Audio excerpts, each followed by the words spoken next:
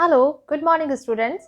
I welcome you all in our DV e-learning classes. Yesterday we have discussed about the instrumentation of Mossberg spectroscopy and the Doppler's effect or you can say the Doppler shift and the recoil energy. Today we will discuss about the recoilless transition.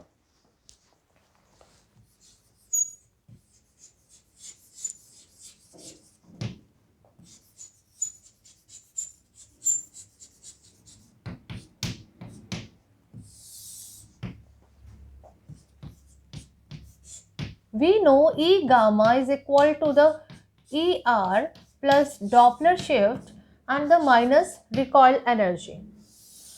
And the recoil energy will equal to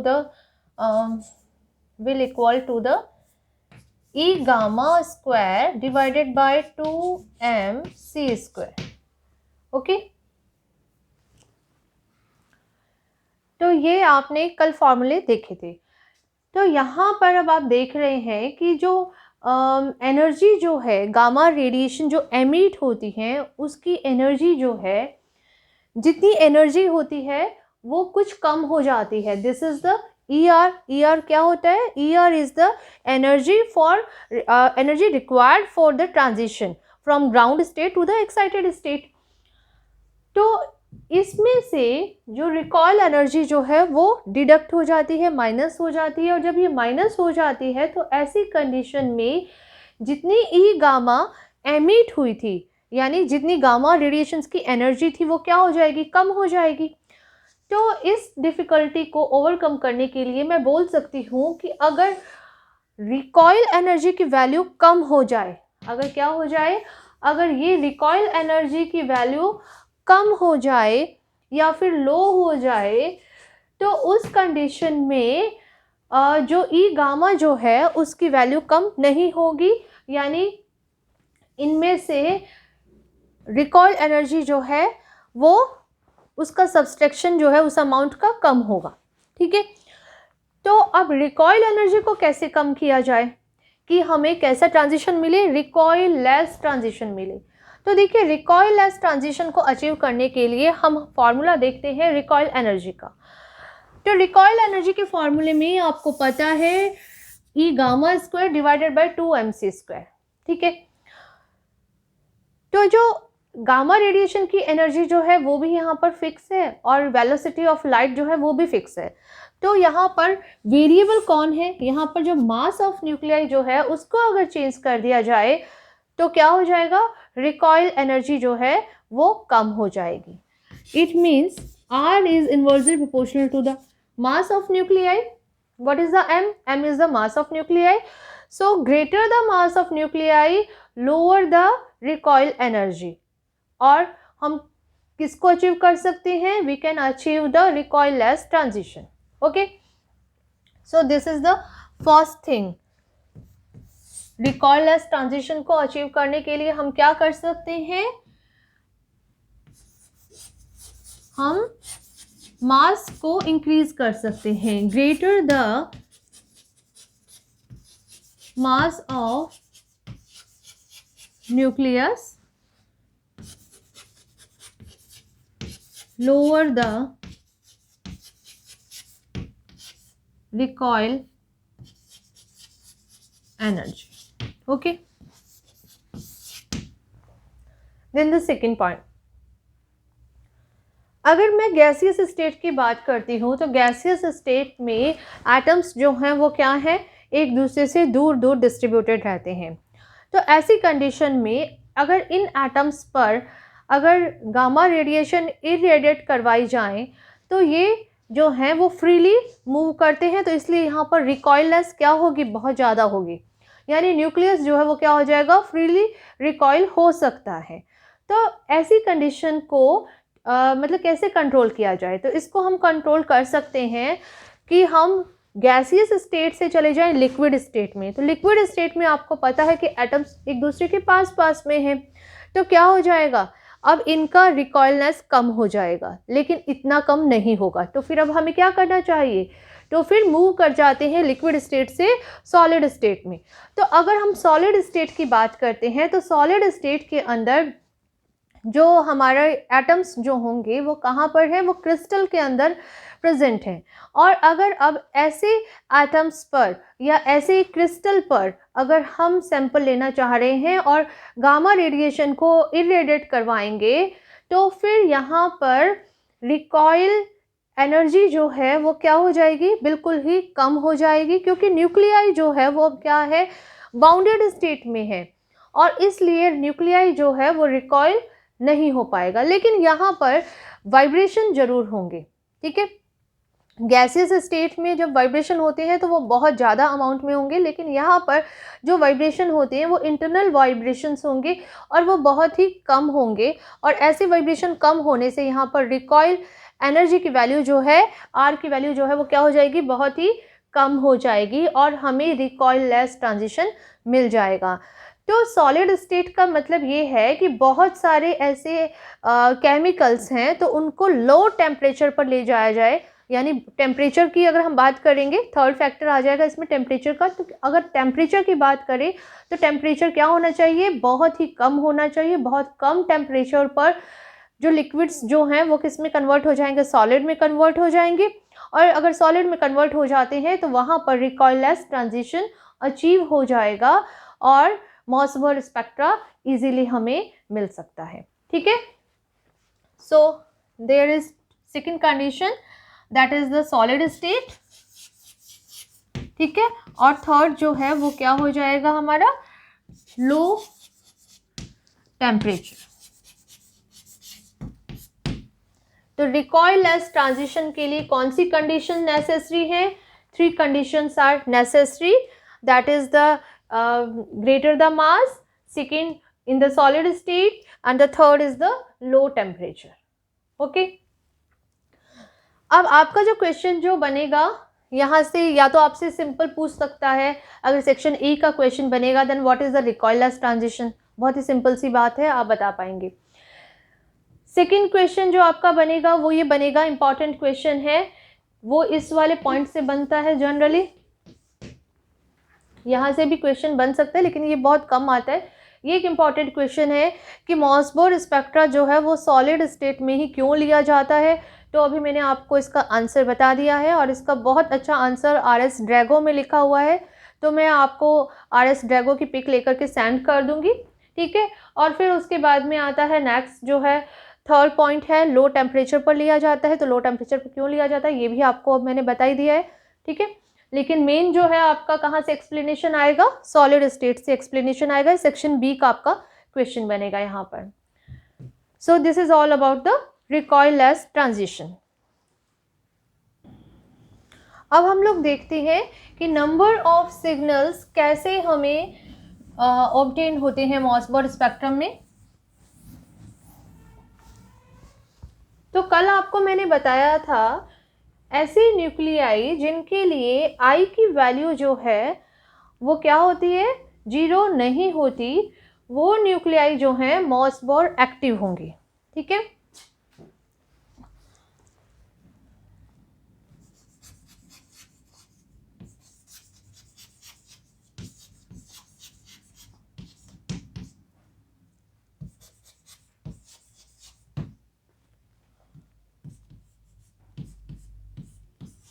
I is not equal to 0, ठीक है।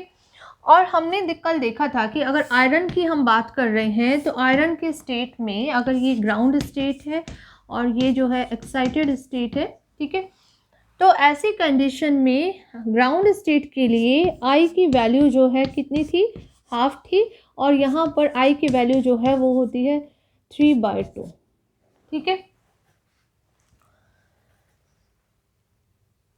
और इस तरफ हम show कर देते हैं इस तरह से एनर्जी को। तो देखिए सिग्नल कैसे मिलेगा। सिग्नल मिलने के लिए हमारे पास में एक फॉर्मूला है, that is the number of split line is equals to the I plus half, यानी नंबर ऑफ लाइंस, कौन सी लाइंस हैं जो कि स्प्लिटिंग से मिल रही हैं, उसके लिए फॉर्मूला है I प्लस हाफ, ठीक है। अब आप देखिए अगर ग्राउंड स्टेट की बात कर रही हूँ, हाफ है, तो ग्राउंड स्टेट में क्या हो जाएगा, आई की वैल्यू हाफ रखूंगी यहाँ पे, प्लस हाफ हो जाएगा इक्वल्स टू द 1। तो यानी कि यहाँ पर कोई भी स्प्लिटिंग नहीं हुई, 1 लाइन थी और हमें 1 ही लाइन का स्पेक्ट्रा यहाँ पर मिलेगा जो ग्राउंड स्टेट के लिए है। ठीक है, यहाँ पर मैं लिख दूं for ground state, then for excited state. अब एक्साइटेड स्टेट में क्या हो जाएगा, number of line is equals to the 3/2 and the plus half. ठीक है, 3/2 प्लस हाफ, तो ये क्या हो जाएगा, ये हो जाएगा 4/2 इक्वल्स टू द 2। ठीक है, कैसे, 2 को कॉमन ले लेंगे और 3 + 1 से क्या मिल जाएगा, हमें 4/2 मिल जाएगा और 2 आ गया इसका। तो यानी 2 लाइंस के अंदर स्प्लिट हो जाएगा। एक्साइटेड स्टेट जो है कितनी लाइन में स्प्लिट हो रही है, ये स्प्लिट हो रही है 2 लाइंस में।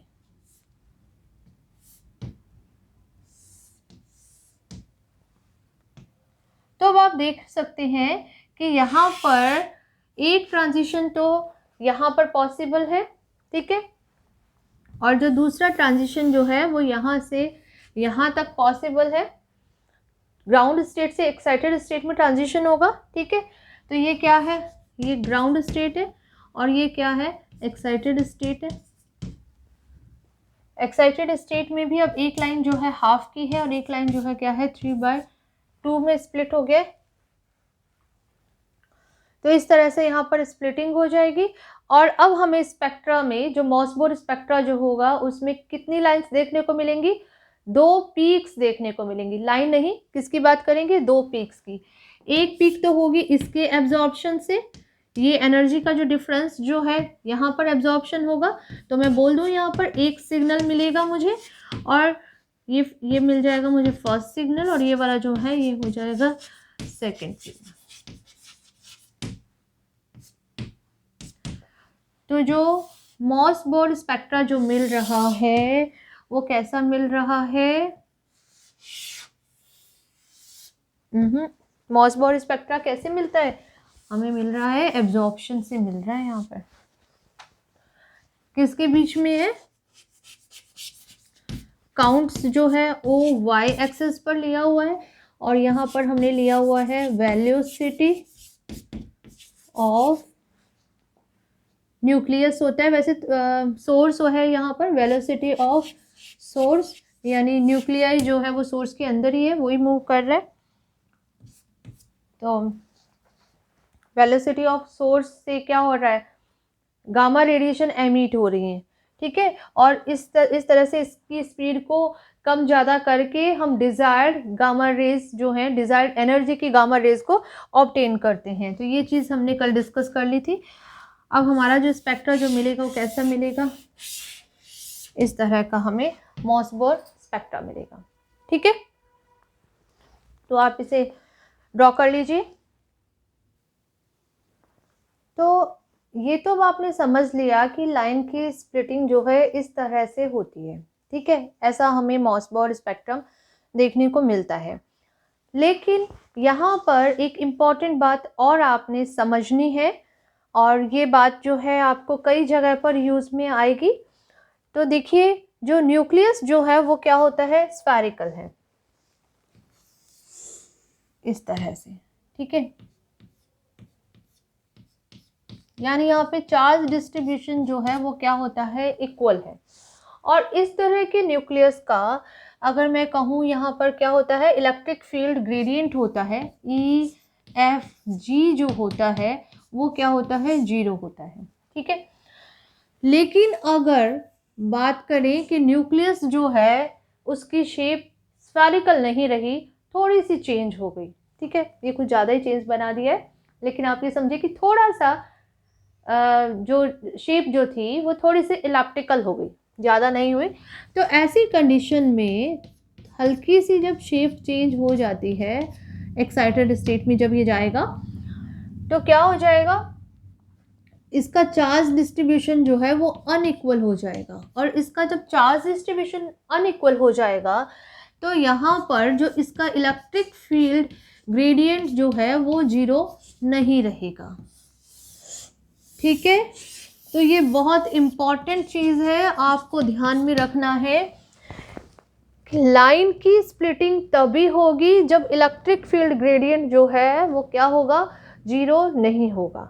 ठीक है, तो यहाँ पर जो मैंने केस लिया है, अभी एग्जांपल नहीं लिया है, अभी आपको समझाने के लिए बनाया है, तो आप इस चीज़ को इस तरह से समझेंगे कि यानी यहाँ पर इलेक्ट्रिक फील्ड ग्रेडियंट जो है उसकी वैल्यू क्या है, वो जीरो नहीं है, और जीरो नहीं होगी तो हम कौन सा फॉर्मूला लगा रहे हैं, तो फिर अब हमारे पास में क्या फॉर्मूला है, आई प्लस हाफ का फॉर्मूला है, और इसको हम लगाएंगे तो यहाँ से अब हमारे पास में नंबर ऑफ लाइंस कितना आ गया, 2 आ गया। ठीक है, तो इसके अलावा ये तो तब है जब i की वैल्यू क्या हो, फ्रैक्शन में हो, यानी 1/2, 3/2, 5/2, 7/2 होगी, तो हम कौन से फॉर्मूले का यूज़ करेंगे, इस वाले फॉर्मूले का यूज़ करेंगे, i प्लस हाफ का। लेकिन अगर i की वैल्यू होगी, i जो है, if i will be 1, 2, 3, 4, 5 and so on, तो ऐसी कंडीशन में ये वाला फॉर्मूला अब वर्क नहीं करेगा। अब हम फॉर्मूला लगाते हैं i प्लस 1 का। ठीक है, तो इस बात को भी अब आपने नोट कर लेना है। जब इलेक्ट्रिक फील्ड ग्रेडियंट की वैल्यू जीरो नहीं होगी तो लाइन ऑफ स्प्लिटिंग या स्प्लिटेड लाइन को कैलकुलेट करने के लिए हम कौन से फॉर्मूले यूज़ करेंगे, जब i की वैल्यू फ्रैक्शन में होगी तब हम यूज़ करेंगे i प्लस हाफ, जब i की वैल्यू जो है वो 1, 2, 3, 4, 5 इस तरह से होगी तो फिर हम यूज़ करेंगे फॉर्मूला i प्लस 1 का। ठीक है, अब बात आती है इलेक्ट्रिक फील्ड ग्रेडियंट की। इलेक्ट्रिक फील्ड ग्रेडियंट जो है कब जीरो हो रहा है और कब जीरो नहीं हो रहा है, तो यहाँ से तो आप लोगों को समझ में आ गया कि ये हो रहा है।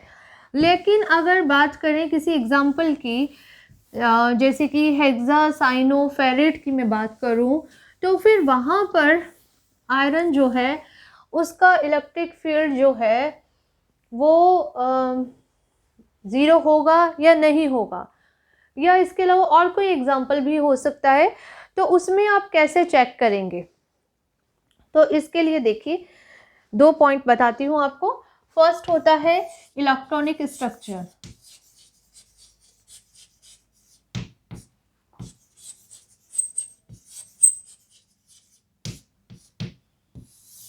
दो फैक्टर वर्क करेंगे।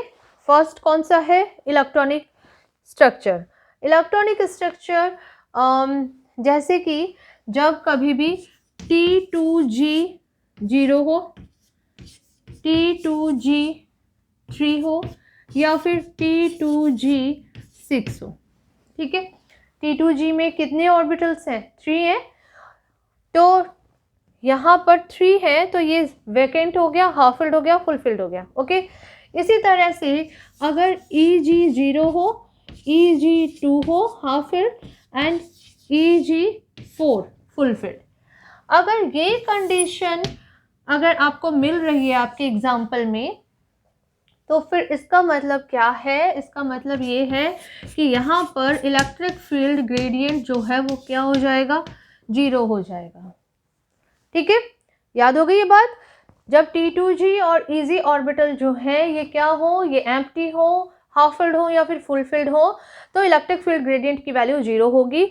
लेकिन अगर यहाँ पर T2G अगर मान लो 5 है, T2G अगर 2 है, T2G 1 है, तो ऐसी कंडीशन में, या फिर EG 1 है, EG 3 है, तो फिर इलेक्ट्रिक फील्ड ग्रेडियंट की वैल्यू जीरो नहीं होगी।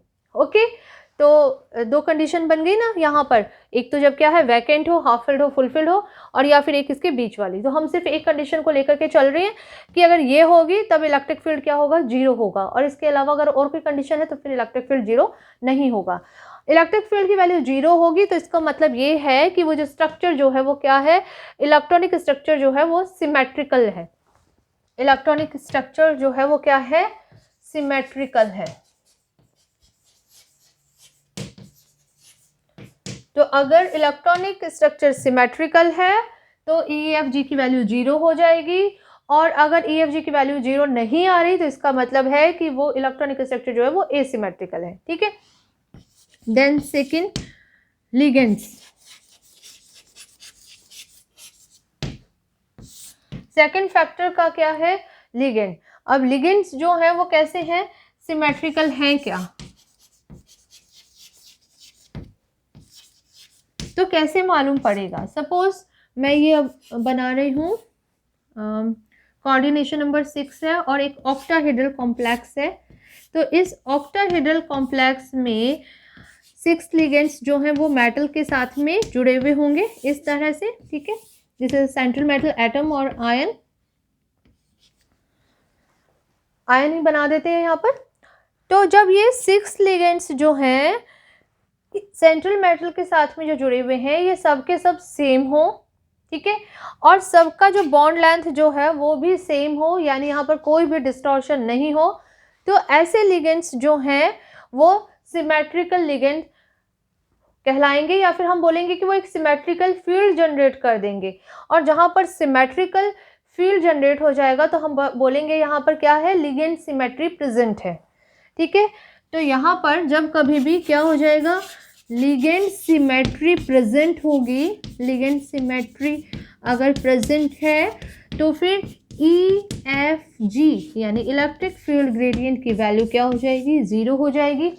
लेकिन अगर कोई 2 लिगेंड जो है कुछ और यहाँ पर जुड़ गए, सपोज कोई X लिगेंड आ गया और वो यहाँ पर जुड़ गया, तो ऐसी कंडीशन में इलेक्ट्रिक फील्ड ग्रेडियंट जो है वो 0 नहीं होगा और लिगेंड जो है वो क्या हो जाएंगे?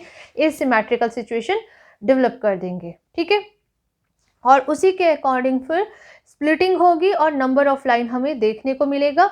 और इस इफेक्ट को क्या कहते हैं? आपने क्या सीख लिया? ये आपने सीख लिया क्वाड्रोपोल स्प्लिटिंग। तो अब हम इसके लेते हैं different examples.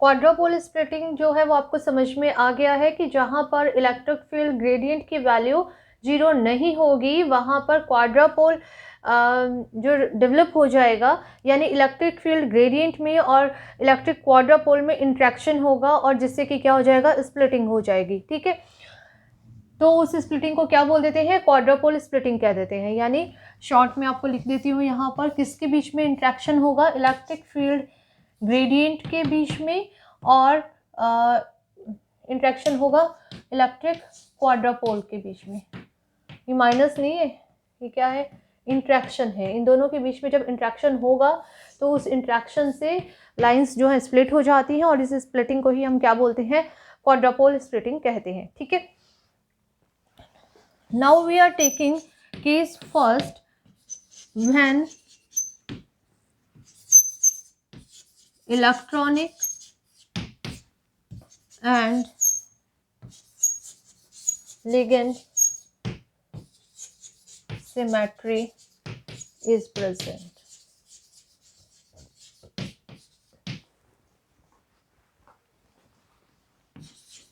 Example,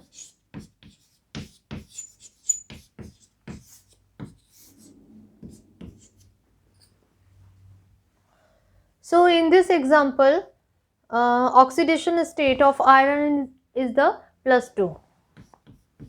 Okay, and you know the atomic number of iron is the 26. So the electronic configuration of iron is, यहीं पर लिख रही हूँ एक लाइन में छोटा सा, 26 atomic number है, 3d6 and 4s2. And in the Fe+2 the electronic configuration is 3d6 and 4s0. Okay. और cyanide is a strong ligand. ठीक है, तो साइनाइड जो है वो क्या होता है, स्ट्रॉन्ग लिगेंड होता है. मैंने आप लोगों को इनऑर्गेनिक केमिस्ट्री कभी टीच नहीं किया है, तो मैं आपको कुछ फंडा बताती हूँ जो आपको याद रखने होते हैं कि कोऑर्डिनेशन कंपाउंड्स में जब कभी भी लिगेंड जो है वो स्ट्रॉन्ग हो. स्ट्रॉन्ग और वीक कैसे पता लगता है, वो हमें पता लगता है स्पेक्ट्रोकेमिकल सीरीज से. तो जो लिगेंड जो स्ट्रॉन्ग होते हैं, कुछ याद करवा देती हूँ आपको, जैसे कि साइनाइड है और NO भी आ सकता है यहाँ पर, NO2 हो गया. और इसके अलावा साइनाइड, कार्बोनाइल लिगेंड भी जो है वो पाई एक्सेप्टर है और सिग्मा डोनर है, तो वो भी स्ट्रॉन्ग लिगेंड के अंदर हम लोग इसको काउंट करते हैं. एमीन जो होता है वो बीच का लिगेंड है, मतलब कई बार तो वो as a strong ligand behave कर सकता है, कई बार वीक कर सकता है, डिपेंड करता है सिचुएशन पर. और जो फ्लोराइड, क्लोराइड, ब्रोमाइड, वाटर जो हैं, ये सभी के सभी वीक लिगेंड्स होते हैं. तो जब कभी भी स्ट्रॉन्ग लिगेंड जो है सेंट्रल मेटल एटम या आयन के साथ में जुड़ा हुआ होता है, तो उस कंडीशन में हमेशा लो स्पिन कॉम्प्लेक्स बनता है, क्योंकि ये क्या करता है, ये इसमें जितने भी इलेक्ट्रॉन्स प्रेजेंट होते हैं उनकी पेयरिंग करवा देता है. ठीक है, एक ब्रीफ आइडिया देती हूँ वापस से आपको. ये जो ऑर्बिटल्स जो हैं ये क्या है, T2G ऑर्बिटल होते हैं, और ये ऑर्बिटल्स जो होते हैं EG ऑर्बिटल होते हैं. अब 6 है यहाँ पर, 3d6 है, और लिगेंड कैसा है, वो हमारे पास में स्ट्रॉन्ग लिगेंड है. तो देखो 1 2 3, फोर्थ इलेक्ट्रॉन को यहाँ पर जाना चाहिए था, लेकिन कैसा लिगेंड है, स्ट्रॉन्ग लिगेंड है, तो वो उस इलेक्ट्रॉन को यहाँ पर नहीं जाने देगा, और इस तरह से 4 5 6. तो ये कॉम्प्लेक्स जो है इसे हम कहते हैं लो स्पिन कॉम्प्लेक्स. तो मैं यहाँ पे शॉर्ट में लिख रही हूँ LS. ठीक है, तो ये इलेक्ट्रॉनिक कॉन्फ़िगरेशन है हमारे पास में आयरन का. और आयरन जो है कैसा कॉम्प्लेक्स बना रहा है, Fe+2 जो है वो LS बनाएगा, यानी लो स्पिन बनाएगा in the presence of the cyanide. तो यहाँ पर इलेक्ट्रॉनिक कॉन्फ़िगरेशन इसका क्या हो जाएगा, ये हो जाएगा T2G6 हो जाएगा.